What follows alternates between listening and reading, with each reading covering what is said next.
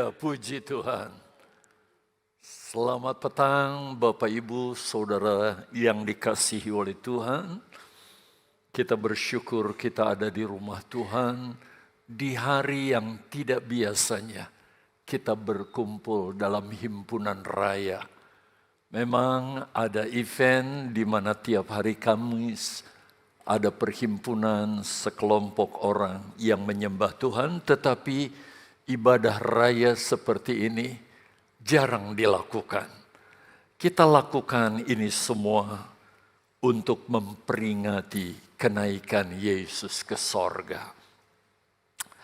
Dan kita tahu bahwa Yesus naik ke sorga karena dia memiliki tujuan kenapa Yesus naik ke sorga. Dan ini saya jadikan tema khotbah saya pada petang hari ini di dalam rangka merayakan kenaikan Yesus ke sorga. Bahwa dia naik ke sorga, dia mempunyai tujuan. Dan biarlah kita mengerti apa tujuan Yesus naik ke sorga. Walaupun saya tidak bisa membahas secara menyeluruh dalam satu kesempatan pertemuan ibadah raya ini. Tapi seberapa yang saudara bisa tangkap, biarlah saudara perhatikan ini dengan saksama. Itu sebabnya kalau ada di antara saudara yang ingin berurusan ke belakang, saudara bisa gunakan kesempatan ini. Jangan sementara kita mendengar firman Allah, lalu kita cabut keluar. Ada sesuatu yang hilang, yang saudara tidak dapatkan kalau saudara lakukan seperti itu. Jadi saya berharap semua yang sudah ada di ruangan ini bisa memperhatikan dengan saksama firman Allah.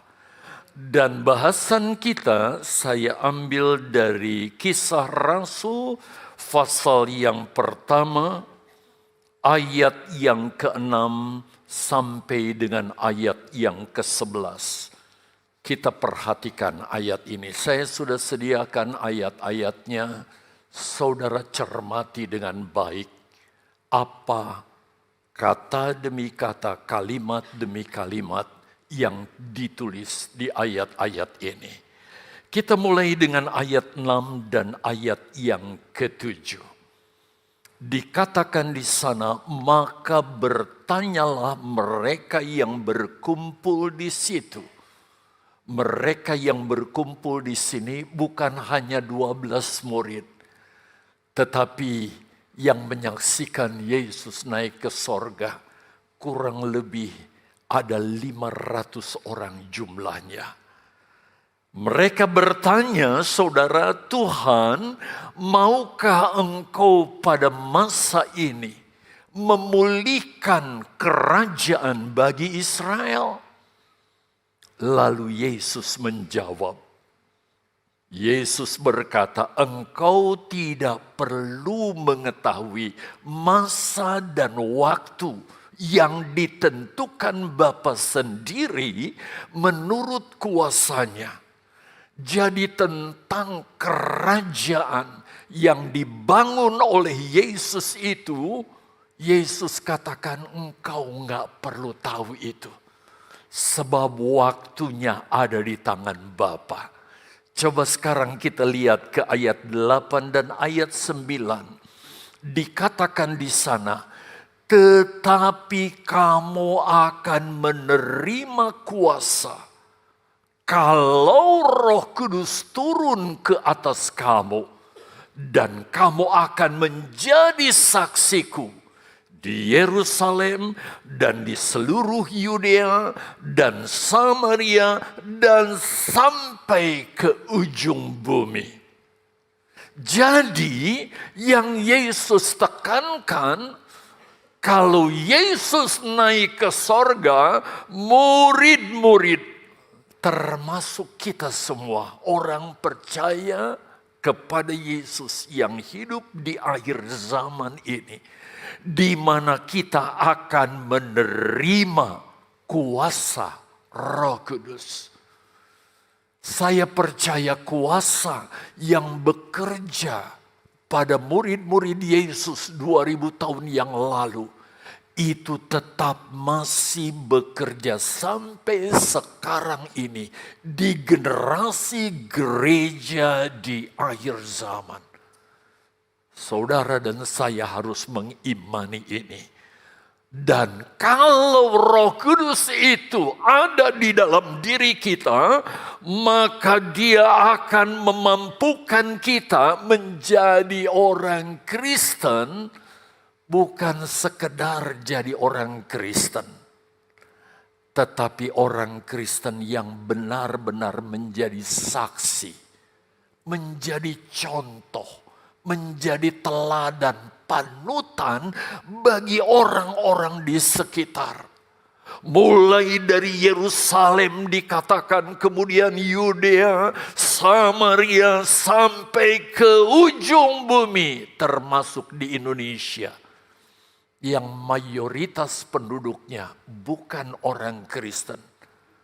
Tidak menutup kemungkinan lewat pelayanan jemaat di Indonesia, yaitu orang-orang yang sudah percaya kepada Yesus. Mereka dimenangkan dan menjadi percaya kepada Yesus. Sehingga tidak menutup kemungkinan yang sekarang ini kekristenan itu minoritas, tapi akan berubah menjadi mayoritas. Semua bilang amin. Karena ini janji Tuhan bagi kita. Dan sesudah Yesus mengucapkan hal itu, terangkatlah Ia, disaksikan oleh mereka. Murid-murid melihat Yesus terangkat. Dan awan menutupinya, awan menutupi Yesus. Sehingga murid-murid tidak dapat melihat Yesus lagi karena tertutup oleh awan. Dan perhatikan saudara, mereka tidak lagi melihat Yesus sampai Yesus tentunya sampai di sorga. Sekarang kita lihat ayat yang terakhir yang kita baca. Ayat 10 dan ayat 11. Ketika mereka sedang menatap ke langit, dalam ketakjubannya murid-murid menatap Yesus ke langit. Waktu Ia naik itu, tiba-tiba berdirilah dua orang berpakaian putih dekat mereka. Jadi bukan di awan-awan, tapi dekat mereka. Bagaimana malaikat yang berjubah putih itu hadir secara tiba-tiba di luar prasangka mereka. Dan apa yang mereka katakan di ayat 11. Dan berkata kepada mereka, "Hai orang Galilea, mengapakah kamu berdiri melihat ke langit? Yesus ini yang terangkat ke sorga meninggalkan kamu." Perhatikan jemaat, akan datang kembali dengan cara yang sama. Seperti cara Yesus naik ke sorga dilihat oleh murid-muridnya. Demikian pun Yesus akan datang kembali dengan cara yang sama. Dilihat oleh murid-murid. Artinya Dia datang dengan tubuh fisik seperti ketika Dia naik ke sorga. Seperti kamu melihat Dia, melihat Yesus naik ke sorga. Tetapi saudara, sebelum kita nantikan masa di mana Dia akan datang, karena ini janjinya, saya juga sebenarnya bisa mengkhotbahkan ini cuma karena kesempatan yang terbatas. Kita melihat sebagaimana tema yang saya angkat tentang peristiwa kenaikan Yesus ke sorga, di mana tujuan kenaikan Yesus ke sorga Ini yang harus kita perhatikan. Ini yang harus kita ketahui. Bahkan ini yang harus kita terapkan dalam kehidupan kita. Selama kita diberi kesempatan hidup di muka bumi ini. Sebelum dia datang kedua kali. Bapak, Ibu, Saudara yang dikasihi Tuhan, itu sebabnya saya berkata kepada saudara, jangan sampai saudara sia-siakan kesempatan di mana kita duduk seperti sekarang ini, menerima kesempatan tentang berita kenaikan Yesus ke sorga. Sebab tidak mungkin ayat-ayat ini dikhotbahkan dalam kesempatan yang bukan event seperti ini. Di dalamnya ada nasihat yang luar biasa. Sekarang coba kita perhatikan. Setelah Yesus menyelesaikan tugas penyelamatan bagi umat manusia di atas kayu salib di Golgota, Yesus harus kembali ke sorga. Karena ada tugas yang harus Yesus kerjakan buat saudara dan saya. Jadi dia kembali naik ke sorga, saudara. Bukan sekedar untuk membuang waktu sampai waktu ditetapkan di mana dia harus datang kedua kali. Tetapi selama rentang waktu yang begitu panjang, ada tugas yang Yesus harus kerjakan buat saudara dan saya di dalam kerajaan sorga. Dan dari sekian banyak tugas yang Yesus kerjakan, itu bisa kita baca dari surat-surat yang ditulis oleh para rasul, termasuk kisah rasul dan surat-surat lainnya. Tetapi dalam kesempatan ini, saya angkat dua hal yang Yesus harus kerjakan. Dan itu harus kita cermati baik-baik. Yang pertama, perhatikan Bapak, Ibu, Saudara yang dikasihi Tuhan. Salah satu tujuan Yesus naik ke sorga, dia naik ke sorga untuk jadi pembela buat saudara dan saya. Dia di sorga untuk membela kita. Itu sebabnya saya katakan tadi betapa saudara harus mengerti hal ini. Sehingga saudara tidak menggunakan waktu dengan sembrono saudara. Sehubungan dengan pembelaan yang Yesus lakukan bagi kita. Saya ajak saudara melihat di dalam kitab Roma 8 ayat 33. Coba perhatikan ayat ini. Dikatakan di ayat ini, siapakah yang akan menggugat orang-orang pilihan Allah? Saudara tahu enggak? Bahwa pekerjaan Yesus di kayu salib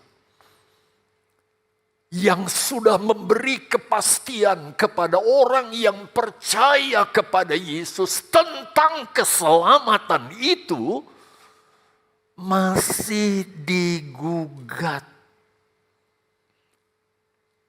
Sehingga karena gugatan ini, tidak sedikit orang-orang percaya, orang Kristen,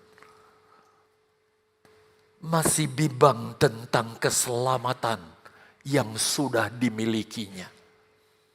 Karena Yesus mati di atas kayu salib. Dia mati untuk menebus kita dan memastikan keselamatan kita. Tetapi hal ini digugat oleh iblis. Sehingga tidak sedikit anak Tuhan yang hidupnya bimbang dalam beriman kepada Yesus. Dan dengan mudah saudara diseret untuk beralih beriman kepada yang lain. Dan itu bukan hanya terjadi dulu. Sekarang justru di akhir zaman. Itu sebabnya betapa penting kita mengerti ini. Allah yang membenarkan mereka. Dilanjutkan dengan kalimat, siapakah yang akan menghukum mereka? Kita harus mengerti ayat-ayat ini. Supaya saudara, ketika iblis datang menggugat, mempermasalahkan dan sebagainya, kita dapat melawan dia begitu rupa. Oleh karena hikmat Roh Kudus yang dikaruniakan karena kepergian Yesus ke sorga yang mengutus Roh Kudus untuk saudara dan saya. Sebab itu mari perhatikan Roma 8 ayat 34. Perhatikan kalimat ini berkait dengan ayat yang tadi yang sudah kita bahas. Kristus Yesus yang telah mati, apakah Kristus Yesus yang telah mati yang akan membela kita? Kalimat selanjutnya perhatikan, bahkan lebih lagi yang telah bangkit, yang juga duduk di sebelah kanan Allah, yang malah semua baca bersama-sama. Yang malah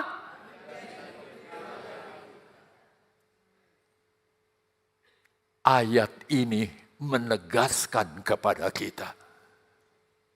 Kenapa Yesus harus naik ke sorga? Bukankah kalau dia tetap ada di bumi, kita juga senang, bahkan kita bisa menyaksikan tiap-tiap saat mujizat yang dia lakukan seperti yang dialami oleh murid-murid Yesus. Tetapi saudara, ada tujuan yang lebih istimewa bagi kita. Tujuan Yesus naik ke sorga. Dia akan bertindak menjadi pembela bagi kita terhadap iblis yang senantiasa menuduh kita, bahkan siang dan malam menuduh kita di hadapan Bapa. Coba kita perhatikan. Ayat ini menjelaskan bahwa, perhatikan Bapak Ibu, Tuhan Yesus harus kembali ke sorga, duduk di sebelah kanan Allah Bapa, menjadi pembela bagi kita di hadapan Bapa. Perhatikan, alasan mengapa Yesus harus membela kita. Perhatikan ini baik-baik. Jadi saya menerangkan ayat demi ayat untuk kita melihat saudara, kaitannya bagi kita yang percaya kepada Yesus. Perhatikan ayat ini, dan aku mendengar suara yang nyaring di sorga berkata, sekarang telah tiba keselamatan dan kuasa dan pemerintahan Allah kita, dan kekuasaan Dia yang diurapinya. Dia yang diurapinya tidak lain adalah Yesus yang diurapi oleh Roh Kudus. Karena telah dilemparkan ke bawah pendakwa saudara-saudara kita yang mendakwa mereka siang dan malam di hadapan Allah kita. Ini pekerjaan iblis. Atau saya ajak saudara langsung saja melihat catatan. Perhatikan di caption. Sampai saat ini, Iblis masih punya hak untuk berdiri di hadapan Bapa. Untuk apa dia berdiri di hadapan Bapa, yaitu Tuhan Allah Bapa kita? Yaitu untuk berusaha mendakwa, menuduh, dan mempersalahkan kita agar kita dihukum di dalam neraka karena dosa-dosa kita. Padahal Yesus sudah mati di kayu salib untuk mengampuni segala dosa kita. Tadi pagi di ibadah pagi saya contohkan. Ketika saya berkhotbah di sini, tidak menutup kemungkinan iblis berdiri di hadapan Bapa. Lalu dia berkata di hadapan Bapa menuduh tentang saya. Itu Yosminandar so suci berdiri di mimbar membaca firman Allah, menyampaikan firman Allah. Padahal kelakuan masa lalunya didaftarkan di hadapan Bapa. Dia tidak layak berdiri di mimbar di hadapanmu yang suci dan kudus. Dia harusnya dilempar ke dalam neraka. Dia iblis mendakwa, menuduh, mempermasalahkan. Bukan hanya Yosminandar, saudara sekalian. Ketika kita makan dan minum perjamuan Tuhan, kita meyakini bahwa kita sudah diampuni. Iblis menuduh kita, mempermasalahkan kita, bahkan menuduh bahwa kita sudah berdosa dan kita layaknya masuk ke dalam neraka. Tetapi perhatikan Bapak Ibu yang dikasihi oleh Tuhan. Yesus naik ke sorga. Dia menjadi pembela kita. Dia akan menunjuk iblis dan berkata, "Hai kamu iblis, aku berdiri di sini. Setelah aku mengerjakan pekerjaan yang aku kerjakan di atas kayu salib, darahku dicurahkan, lambungku ditikam, bahkan aku mati untuk menebus Yosminandar." Saudara harus bangga dengan Yesus. Karena dia membela kita di hadapan Bapa terhadap segala tuduhan iblis. Bahkan dia membenarkan dulu memang dia berdosa dengan segala dosa yang dilakukan. Tetapi sekarang aku sudah mengampuni dia. Dia suci di hadapanku. Saudara yang dikasih oleh Tuhan. Betapa kita tidak bangga dengan hal itu. Tetapi ingat, iblis berusaha menuduh kita begitu rupa. Sehingga kalau dia bisa membuat saudara dalam pengiringan kepada Yesus tidak menjadi pengikut Tuhan yang sungguh-sungguh lagi. Bahkan saudara terbawa oleh permainan dunia ini sehingga saudara kembali kepada dosa-dosa yang lama dengan pemikiran, toh dosa saya sudah diampuni, jadi saya bisa bebas berbuat dosa lagi. Apakah demikian? Hal itu adalah pemikiran yang salah sama sekali. Yesus ingin supaya kita benar hidup di dalam kebenaran firman Allah dan menjauhi segala dosa dan kejahatan, supaya kita berkenan di hadapan Tuhan dalam pengiringan kita sampai Yesus datang kembali. Bagi suami yang tidak datang dengan istri karena istrinya mungkin sedang mundur, ingatkan istri, ajak dia untuk tetap setia. Istri-istri kalau suaminya sudah sekian lama nggak beribadah, jangan mengharapkan harus pendeta yang membawa mereka. Injili mereka, ingatkan mereka untuk mereka menjadi jemaat yang setia. Dan juga bagaimana dengan anak-anak kita, menantu kita, cucu kita. Seharusnya setiap orang percaya mempunyai beban untuk membawa anak-anaknya setia beribadah kepada Tuhan. Sehingga ketika kita di gereja, bukan hanya kita yang beribadah, tetapi seluruh keluarga kita. Sekarang kita perhatikan alasan kenapa iblis mendakwa kita. Saya langsung kepada ayat firman Allah dalam Kolose pasal 2 ayat 14. Dikatakan di ayat ini, dengan menghapuskan surat hutang yang oleh ketentuan-ketentuan hukum mendakwa dan mengancam kita.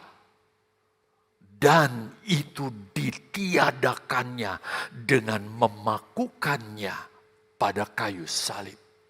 Saudara perhatikan, dengan jelas firman Allah menerangkan tentang perbuatan dosa masa lalu kita itu seperti bon yang tertulis, saudara, di atas bon itu, saudara, perbuatan-perbuatan jahat masa lalu kita. Dan nilainya maut, kematian, neraka, atau kebinasaan, karena upah dosa adalah maut. Saudara, itu diingatkan lagi. Kalau itu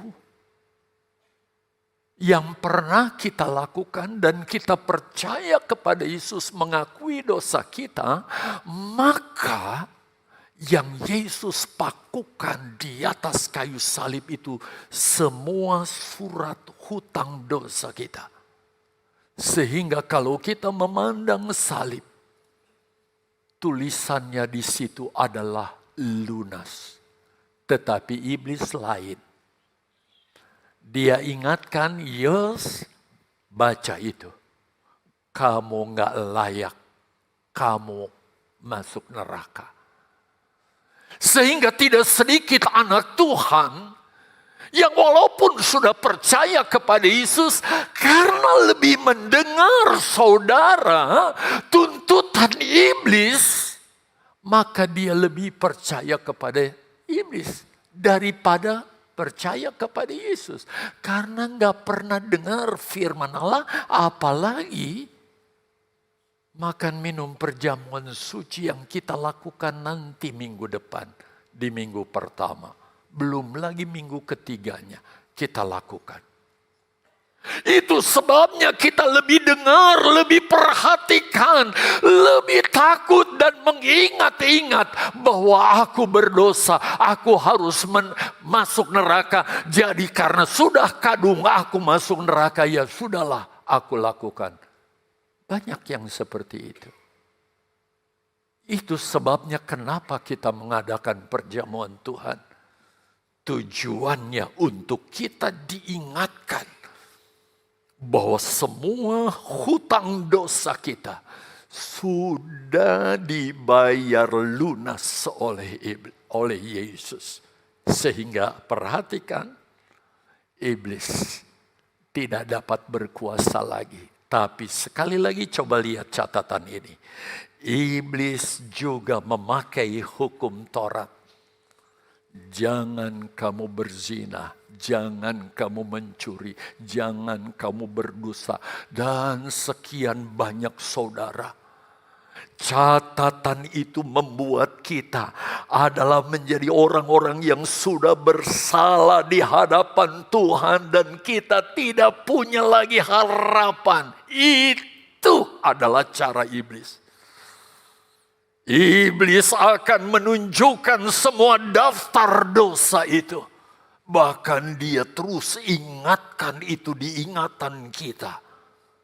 Sepanjang hari seumur hidup kita. Coba kita lihat saudara. Bukan lagi untuk mengenang. Tetapi untuk mengingatkan kita dosa-dosa itu sudah diampuni. Seperti apa sih catatan dosa itu? Coba kita lihat.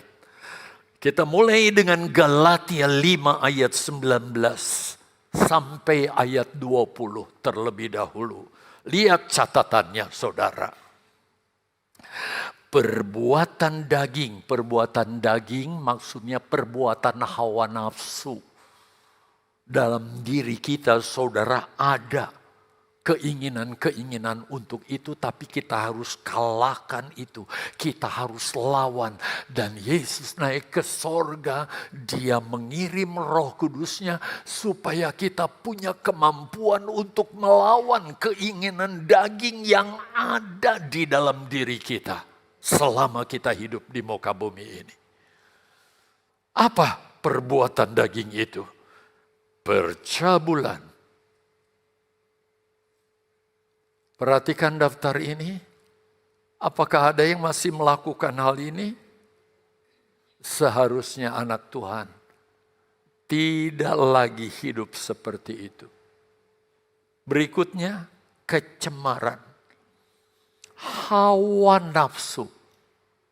Waduh, banyak sekali daftar tentang hawa nafsu. Penyembahan berhala. Mungkin kita dulu bukan mengenal Tuhan. Sehingga kebiasaan kita menyembah berhala. Tetapi ketika bertobat percaya kepada Yesus kita tinggalkan itu. Karena mungkin kita mengingat-ingat karena pergaulan saudara. Masih ada yang melakukan penyembahan berhala. Saudara sebagai anak Tuhan. Kita harus bebas dari keadaan ini. Belum lagi yang namanya sihir. Perseteruan. Apa di sini sebagai anak Tuhan saudara punya seteru? Baik sesama anak Tuhan, apalagi dengan orang yang gak kenal Tuhan. Saudara berseteru. Saudara tentu gak jadi berkat kalau kita bermusuhan dengan mereka. Kita harus mengasihi walaupun mereka berbuat jahat kepada kita. Perselisihan. Adakah di sini saudara duduk di gereja ketika melihat rekan saudara lebih dari saudara timbul rasa iri. Lalu jadi benci kepada orang itu. Amarah. Kepentingan diri sendiri. Mencintai diri sendiri. Percideraan. Roh pemecah. Harusnya kita bersaudara satu dengan yang lain. Tapi dengan perilaku dan cara kita buat perpecahan. Oh, jangan sampai terjadi hal ini. Sekarang kita coba pindah ke ayat 21. Kedengkian, kemabukan. Masih ada yang suka bawa gini. Bahkan sampai ke tempat tidur. Istri anak lihat. Gelek. Lalu saudara mabuk. Nggak tahu mabuk apa. Pesta pora dan sebagainya. Perhatikan terhadap semua itu. Ku peringatkan kamu seperti yang telah kubuat dahulu. Rupanya zaman rasul-rasul kepada jemaat di Galatia dikotbahkan selalu daftar ini. Itu keterangannya saudara baca. Kenapa? Hal ini menjadi pokok khotbah para rasul kepada jemaat. Saya minta saudara membaca semua. Oh, sudah tampil. Saya mau tampilkan ini di belakang. Coba bisa ditarik lagi, bisa? Kenapa kita nggak boleh lakukan ini? Baru tampilkan. Lihat, kita harus baca bersama. Semua nggak boleh ada yang mingkem ya. 2, 3.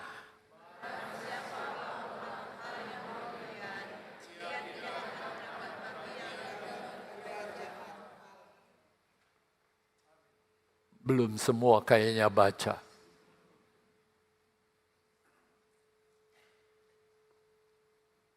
Sekali lagi baca. 2, 3. Barang siapa melakukan hal yang demikian, ia tidak akan mendapat bagian dalam kerajaan Allah. Walaupun saudara pelayan di mimbar, walaupun saudara sebagai aktivis, walaupun saudara punya jabatan tertentu dalam jemaat, kalau daftar yang tadi saudara baca kembali, perhatikan baik-baik, termasuk bagian ini, kedengkian, kemabukan, pesta pora. Kalau itu menjadi warna gaya hidup kekristenan kita, biar aktivis di gereja dimasukkan ke dalam peti jenazah bergambar salib. Tapi dia tidak akan beroleh. Bukan Yosmi Nandar yang ngomong, yang bicara adalah firman Allah. Itu sebabnya Bapak Ibu Saudara yang dikasihi Tuhan. Kenapa Yesus naik ke sorga? Dia mengutus Roh Kudusnya. Supaya Roh Kudus benar-benar menguatkan kita, menjadikan kita orang Kristen yang sejati. Kristianos yang benar-benar mengikuti jejak Yesus secara presisi. Itu sebabnya saya lanjutkan yang tadi. Pada saat itu akan digenapi apa yang ditulis di dalam Kolose 2 ayat 15. Mengatakan apa? Coba saudara perhatikan. Ia yang adalah Yesus telah melucuti pemerintah-pemerintah dan penguasa-penguasa dan menjadikan mereka tontonan umum dalam kemenangannya atas mereka, yaitu iblis. Jadi Yesus mati di kayu salib. Dan kemenangannya dia bawa di sorga untuk menghadapi iblis. Si penuduh itu, aku sudah menang. Kamu tidak punya kuasa apa-apa lagi dengan segala tuduhanmu. Asal kita di bumi yang sudah dibela, ditolong, ditebus, disucikan, benar-benar hidup menerapkan apa yang dia sudah lakukan bagi kita. Kalau kita lakukan perjamuan Tuhan, kita yakin dia menguduskan kita. Imani itu bahwa saya sudah kudus, saya tidak boleh lagi menajiskan diri saya dengan perbuatan apapun. Sehingga benar-benar kehadiran kita sebagai pengikut Yesus dapat dilihat, dapat dirasakan bahwa kita adalah pengikut Yesus yang sejati. Saya nggak berlama-lama, walaupun masih ingin sih di poin pertama, tapi langsung saja kita ke poin yang kedua. Tujuan kenaikan Yesus ke sorga, saudara. Poin yang kedua yang saya ingin angkat. Yesus memfasilitasi kita dengan membela dan menolong kita di sorga dan di dunia. Memfasilitasi dengan apa? Nanti kita lihat. Posisi kita sekali lagi sangat istimewa di hadapan Bapa. Saudara pegang ini. Saudari imani ini, karena ini firman Allah. Jangan disepelekan, jangan dipermainkan. Lalu kita terus bergaul dengan dosa, saudara. Bermain-main dengan dosa. Karena dia memfasilitasi kita dengan membela dan memberi penolong bagi kita. Baik selama kita di bumi ini maupun sampai kita di sorga. Yang pertama, saudara, di sorga Yesus akan bertindak jadi pembela kita di hadapan Bapa terhadap iblis. Seperti apa yang saya sudah katakan tadi, ketika saya melayani di muka bumi ini, iblis tentu nggak senang. Lalu dia bertindak di hadapan Bapa. Itu Yosminandar di dunia itu.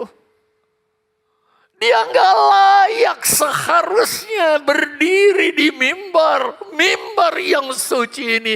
Dia pendosa. Tetapi Yesus akan berdiri di hadapan iblis dan berkata, iblis, kamu gak berkuasa lagi atas orang itu.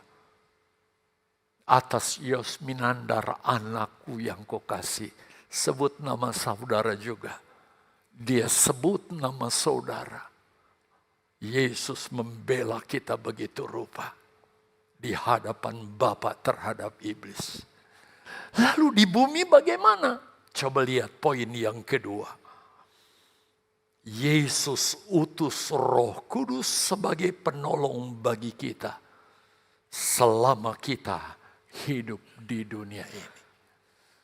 Dengan kekuatan kita menjalani hidup di dunia ini sangat berat dan sulit. Mungkin saudara berkata, saya tahu kok firman Allah. Nggak boleh begini. Mungkin saudara baca lagi di rumah. Oh, daftar dosa itu saya nggak mau lakukan lagi. Saudara, ketika saudara menjalani hidup ini, saudara mungkin akan kesandung satu jenis dosa, dua jenis dosa. Dan akhirnya saudara sampai rumah, saudara merasa saya ini babak belur, saya berdosa hari ini. Karena kemampuan kita melakukan firman Allah terbatas dengan kekuatan kita. Kita perlu kuasa dari tempat yang maha tinggi, yaitu Roh Kudus yang memampukan kita, saudara, untuk bisa mengatasi dosa dalam kondisi apapun. Yuk kita lihat Yohanes 16 ayat yang ke-7. Namun benar yang kukatakan ini kepadamu adalah lebih berguna bagi kamu jika aku pergi. Ini Yesus katakan. Lebih berguna bagi kamu kalau aku pergi ke sorga maksudnya. Sebab jika aku tidak pergi, kalau Yesus tetap ada di bumi, penghibur Roh Kudus adalah roh penghibur. Tidak akan datang kepadamu, tetapi jika aku pergi, kalau Yesus naik ke sorga seperti yang kita rayakan sekarang ini, aku akan mengutus dia. Aku akan mengutus Roh Kudus. Roh yang memberikan kekuatan kepada kita, penghiburan kepada kita. Dan itu yang akan menguatkan dan memberi kita kemenangan. Itu sebabnya saudara, kalau kita hidup di dunia dalam pengiringan kita kepada Kristus tanpa kuasa Roh Kudus, kita nggak akan mampu untuk berkemenangan dan menyenangkan Yesus. Sehingga ketika kita dituduh oleh iblis, lalu iblis perlihatkan bahwa kita sedang melakukan dosa, kita tidak memuliakan Yesus dan tidak menyenangkan Yesus, tetapi kita mempermalukan Yesus di hadapan iblis. Itu sebabnya muliakanlah Yesus dengan pengiringan kita yang hidup sesuai kebenaran firman Allah. Dan itu hanya bisa dilakukan dengan kita mengerti firman Allah dan dikuatkan oleh kuasa Roh Kudus yang memenuhi hidup kita. Roh Kudus disebut sebagai penghibur. Dalam bahasa Yunani dipakai kata parakletos. Dalam bahasa Inggris dipakai kata intercessor. Artinya parakletos, intercessor, adalah seorang yang diutus untuk menangani masalah yang tidak bisa kita tangani. Ini catat baik-baik. Dalam perjalanan pengiringan kita sebagai orang Kristen, kita nggak mampu berjalan dengan kekuatan kita untuk jadi orang Kristen pemenang yang bisa kalahkan segala bujukan iblis. Kita perlu parakletos, sang intercessor itu di dalam kehidupan kita. Apa maksudnya seorang yang diutus untuk menangani masalah yang tidak bisa kita tangani? Saya angkat saja sebuah kisah tentang Raja Daud. Ketika terjadi lagi peperangan antara orang Filistin dan orang Israel, maka berangkatlah Daud bersama-sama dengan orang-orangnya, lalu berperang melawan orang Filistin.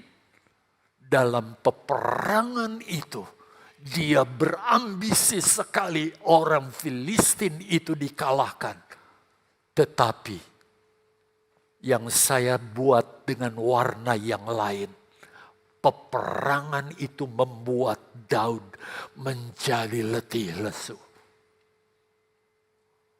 Kekristenan tanpa Roh Kudus membuat kita gampang letih lesu. Percobaan sedikit, jatuh. Masalah sedikit, jatuh. Bahkan tidak sedikit yang tinggalkan Tuhan dan menjadi kecewa. Seperti yang Daud alami. Sementara musuh seperti apa? Lihat. 2 Samuel 21, pindah ke ayat 16. Yezbi-Benob, yang termasuk keturunan raksasa. Seperti Goliat badannya saudara. Berat tombaknya 300 shikal tembaga. Dan ia menyandang pedang, bukan hanya tombak, tapi menyandang pedang yang baru. Yezbi-Benob, gambaran iblis ini, menyangka, oh Daud, sudah kecil kau udah kelelahan. Kalau nggak tombak ini, pedang ini akan menghabisi kamu. Kalau kita kekristenan yang menghadapi peperangan dalam kehidupan sehari-hari, mengalami keadaan ini, bagaimana kita mau jadi pemenang? Coba kita perhatikan ayat berikutnya. 2 Samuel 21 ayat 17. Tetapi Abisai, anak Zeruya, dia tahu Daud sudah lemah. Itu sebabnya dia datang menolong Daud. Lalu merobohkan dan membunuh orang Filistin itu, yaitu Isbi-Benob. Pada waktu itu orang-orang Daud memohon dengan sangat kepadanya. Kata mereka, janganlah lagi engkau maju berperang bersama-sama dengan kami, supaya keturunan Israel jangan punah sama seperti engkau. Ada yang menolong Daud dalam kondisi gak berdaya. Hanya tinggal pilih Daud pedang atau tombak yang beratnya begitu rupa. Tapi ada Abisai. Siapakah Abisai? Yuk perhatikan sedikit lagi. Abisai sanggup menyelesaikan semua masalah yang tidak dapat Daud selesaikan. Demikian juga kita, Roh Kudus, saudara.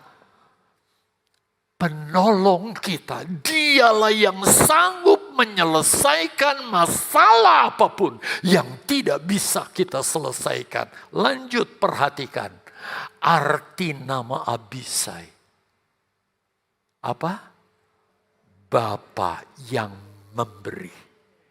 Kalau kita kaitkan dengan Yesaya 9 ayat yang kelima, salah satu gelar Yesus adalah Bapa yang kekal. Maksudnya apa? Dan apa kaitannya dengan kita? Saudara lihat titik yang kedua.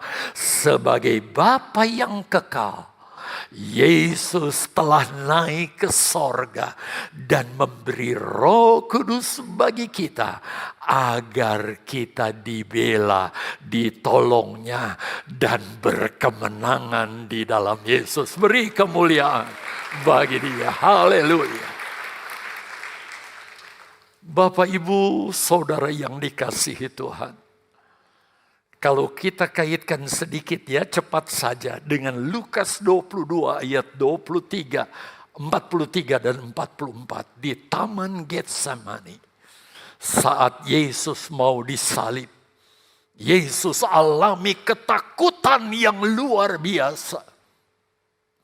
Dia takut sekali.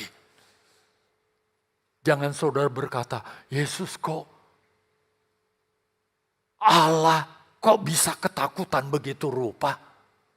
Saudara, ketika dia menjadi manusia, dia mengosongkan dirinya. Menjadi manusia seperti kita untuk menanggung dosa kita. Dalam keadaan kemanusiaannya dia melihat penderitaan yang dia ketahui. Dia merasa tidak mampu menghadapinya. Tetapi kemudian dikatakan, perhatikan saudara. Ketika Yesus alami ketakutan begitu rupa. Sehingga dia sempat berkata, kalau bisa ada orang yang lain menggantikan aku untuk menanggung ini. Tetapi dia berkata, kehendakmu Bapa yang jadi. Lalu saudara, datang seorang malaikat dalam Injil Lukas. Dan memberikan kekuatan dan pembelaan kepada Yesus. Kira-kira malaikat seperti apa? Apakah malaikat yang datang tiba-tiba kepada para gembala di padang lalu membuat para gembala ini senang karena kehadiran malaikat itu? Jelas tidak, bukan? Karena Yesus adalah Allah. Tetapi lihat titik ini. Saudara jangan lepas mata, perhatikan titik ini. Siapakah malaikat yang dimaksud? Di dalam Lukas 22 ayat 43 dan 44. Malaikat ini tidak lain, lihat. Dialah Roh Kudus itu.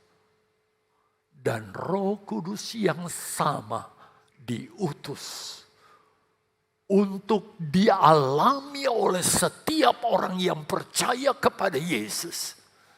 Sehingga seperti Yesus menang ketika mengalami tekanan yang begitu berat dia hadapi. Demikian pun kita jadi anak-anaknya yang berkemenangan di dalam Dia. Bapak, Ibu, Saudara yang dikasihi oleh Tuhan. Tadi saya sedikit salah tulis ya tentang counselor di sini, advocate. Roh Kudus, Dia diutus bagi kita sebagai pemberi nasihat. Tujuannya apa? Ketika saudara dalam keadaan dilematis, mau pilih yang mana, yang benar atau yang salah, iblis katakan lakukanlah yang ini. Maka Roh Kudus sebagai penasehat kita, Dia memberi nasihat, lakukanlah ini. Sehingga saudara dalam kondisi permasalahan hidup seperti apapun, saudara bukan jadi orang yang dikalahkan oleh masalah, tetapi saudara menjadi orang-orang yang menang di dalam Dia. Perhatikan kalimat selanjutnya. Bagi kita orang percaya yang hidup di akhir zaman, agar kita sebagai orang percaya yang hidup di akhir zaman tidak jatuh dalam kesalahan yang menyebabkan kita menjadi, lihat, jemaat yang tidak masuk dalam bagian mempelai wanita. Aduh, sangat menyedihkan kalau ini terjadi. Sebab saya ingin katakan, dimungkinkan generasi muda di zaman ini, saudaralah yang pasti akan menghadapi masa ini. Untuk berkemenangan tidak ada cara lain selain kita setia dalam pengiringan. Kita mencintai firman Allah. Kita dilengkapi dengan Roh Kudus dalam hidup kita. Kalau tidak, coba lihat titik kedua. Tidak menutup kemungkinan kita alami kejatuhan yang membuat kita kehilangan keselamatan yang sudah dijanjikan Tuhan kepada kita. Karena tantangan di akhir zaman sungguh berat, saudara. Itu sebabnya sebagai penutup, tepat waktu saya 3 menit. Perhatikan ini. Tentang pentingnya peran Roh Kudus bagi kita yang percaya. Saya mengangkat dari Yohanes 16 ayat 8 sampai 11. Jikalau Ia datang, jikalau Roh Kudus datang. Saat inilah saat-saat di mana kesempatan atau peluang besar kita bisa terima, yaitu untuk dipenuhi Roh Kudus. Iya, Roh Kudus akan menginsafkan dunia akan dosa. Kita diinsafkan. Bukan saudara larut terbuai oleh dosa, tapi diingatkan, yos itu dosa. Kebenaran. Ini kebenaran yang saya harus lakukan. Itu akan jadi pilihan. Dan penghakiman, kita ingat bahwa Dia akan datang sebagai hakim. Menghakimi orang-orang yang berdosa. Akan dosa karena mereka tetap tidak percaya kepadaku. Kalau ada saudara kita yang tetap tidak mau percaya karena dia mencintai dosa, dia akan kehilangan keselamatan. Itu sebabnya kita perlu bersaksi supaya mereka percaya Yesus dan juga dipenuhkan dengan Roh Kudus. Akan kebenaran, karena aku pergi kepada Bapa dan kamu tidak melihat aku lagi. Oleh karena Yesus naik ke sorga, Roh Kudusnya memenuhi kita. Kita akan diteguhkan untuk memilih kebenaran daripada dosa. Akan penghakiman karena penguasa dunia ini telah dihukum. Sehingga kita tidak mau dihukum bersama dengan dunia ini. Maka kita lebih memilih kebenaran. Betapa pentingnya Roh Kudus itu. Saya yakin 2 atau 3 orang berhimpun, Yesus katakan, aku ada di tengah-tengah kamu. Dia pembaptis Roh Kudus juga. Dia ada di antara kita. Kalau kita berserah penuh, percayalah, Dia akan memenuhi kita dengan Roh Kudus.